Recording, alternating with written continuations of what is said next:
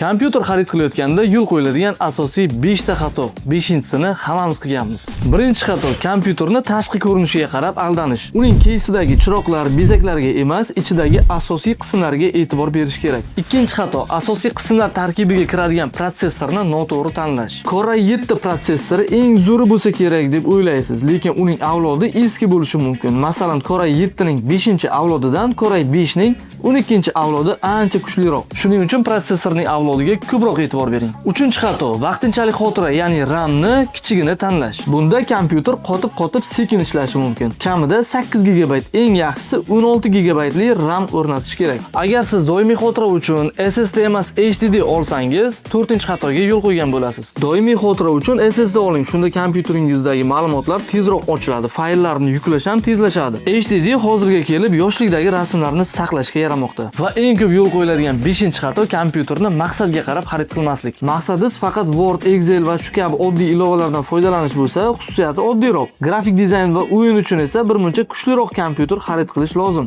Ofisga yoki uyga oddiy YouTube, Word, Excel ilovalarini ishlatish uchun 20 millionlik o'yin kompyuterini xarid qilish moliyaviy ziyon keltiradi. Yaqinda kompyuter xarid qilmoqchi bo'lganlar izohlarda maqsadingizni yozib qoldiring. Biz sizga mos bo'lgan xususiyatli kompyuterni tuzilishini yuborib qo'yamiz.